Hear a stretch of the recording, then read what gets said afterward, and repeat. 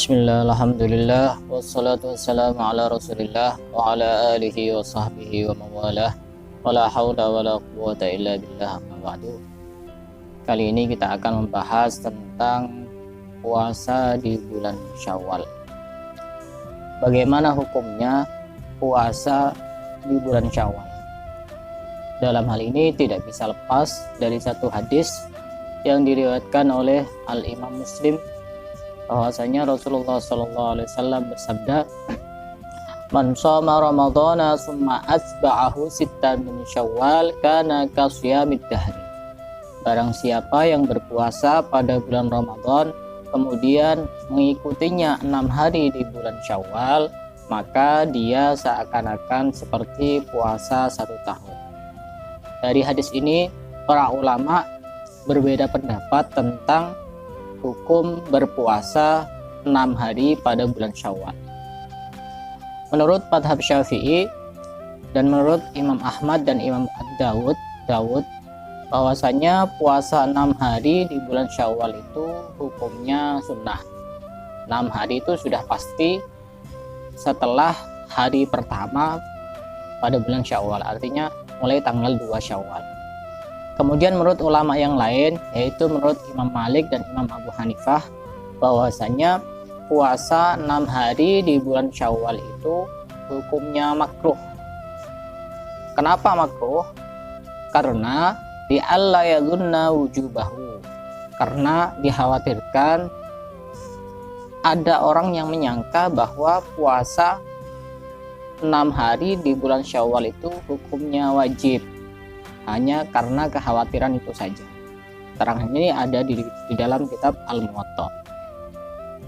Lalu bagaimana ketika orang meyakini bahwa puasa 6 hari di bulan Syawal itu adalah hukumnya sunnah?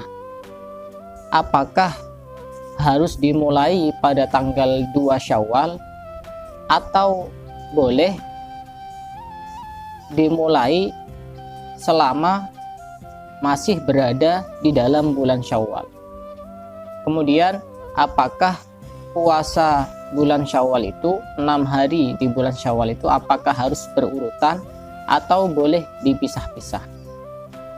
Menurut para ulama, yang pertama al-afdol, yang paling afdol, yang paling utama adalah kita berpuasa 6 hari di bulan Syawal secara berurutan setelah hari raya Idul Fitri, yaitu dimulai dari tanggal 2, 3, 4, 5, 6, dan 7. Itu yang paling afdol. Kenapa yang paling afdol langsung dimulai tanggal kedua dan secara berurutan? Karena kebaikan itu lebih baik disegerakan. Karena nantinya jika nanti kita tunda, bisa jadi sudah habis bulan Syawal dan kita tidak ada kesempatan untuk melaksanakan puasa 6 hari di bulan Syawal. Itu yang afdol. Lalu bagaimana jika dipisah-pisah atau tidak dilakukan pada tanggal 2 Syawal? Dijelaskan di dalam syarahnya, yaitu syarah Sahih Muslim, fa'in farroqoha au akhoroha an awaili Syawal ila awakhirihi hasolat fadilatul mutaba'ah. Jika seseorang memisah-misah puasa 6 hari di bulan Syawal, misalnya contoh tanggal 3 dia puasa, tanggal 3 Syawal dia puasa, kemudian tanggal 5, tanggal 10, tanggal 15 misalnya dipisah-pisah, atau diakhirkan, misalkan 10 terakhir bulan Syawal dia baru berpuasa, apakah tetap masih mendapatkan fadilah puasa 6 hari di bulan Syawal? Di sini dijelaskan bahwa orang tersebut masih bisa mendapatkan fadilah puasa 6 hari di bulan Syawal. Alasannya karena puasa yang dilakukan masih berada di bulan Syawal. Dan yang perlu kita ketahui bahwasanya puasa 6 hari di bulan Syawal itu sangat besar fadilahnya, sebagaimana dijanjikan oleh Rasulullah bahwasanya orang yang berpuasa Ramadan kemudian diikuti 6 hari di bulan Syawal, maka seakan-akan dia berpuasa 1 tahun.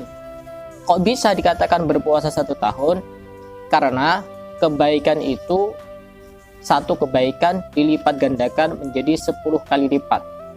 Kita berpuasa 1 bulan, 1 bulan dikali 10 maka hasilnya 10 bulan. Sedangkan kita berpuasa sunnah 6 hari di bulan Syawal, 6 hari dikali 10 menjadi 60, atau bisa kita sebut 2 bulan. Berarti 10 bulan ditambah 2 bulan sama dengan 12 bulan, yaitu pas genap 10 tahun. Karenanya dalam hal ini khusus orang yang berpuasa pada bulan Ramadan. Artinya kalau orang tidak berpuasa pada bulan Ramadan, kemudian tiba-tiba dia berpuasa 6 hari di bulan Syawal, maka dia tidak akan mendapatkan kasfiyamid dahri, yaitu sebagaimana dia berpuasa 1 tahun. Untuk referensi bisa dilihat di dalam deskripsi video. Kemudian bagaimana konteks puasa 6 hari di bulan Syawal ketika kita berada di Indonesia?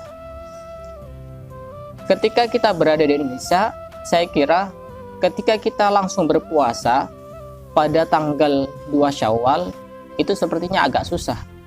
Karena tradisi masyarakat di Indonesia, kita itu pada tanggal 2 Syawal masih banyak tamu, masih sering bersilaturahim ke keluarga, famili, sanak saudara, kerabat, sahabat, dan lain sebagainya. Sehingga sangat sulit untuk kita terapkan jika kita mulai pada tanggal 2 Syawal.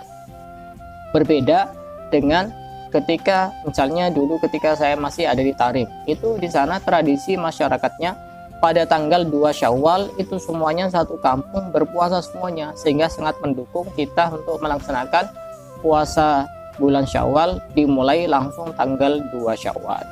Artinya sudah semestinya kita ini memuliakan tamu itu hukumnya wajib, sedangkan berpuasa di bulan Syawal itu hukumnya sunnah. Jangan sampai sesuatu yang sunnah mengalahkan sesuatu yang wajib. Satu contoh misalnya kita bertamu pada tanggal 2 Syawal, kemudian kita berpuasa pada bulan Syawal.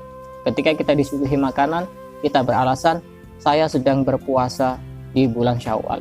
Ini sudah tidak semestinya menggunakan alasan-alasan seperti itu, karena bagaimanapun menghormati tamu itu jauh lebih wajib dan jauh lebih dimenangkan dibanding dia mementingkan urusan-urusan ibadah sunnah. Semoga bermanfaat. Wallahu a'lam bishawab.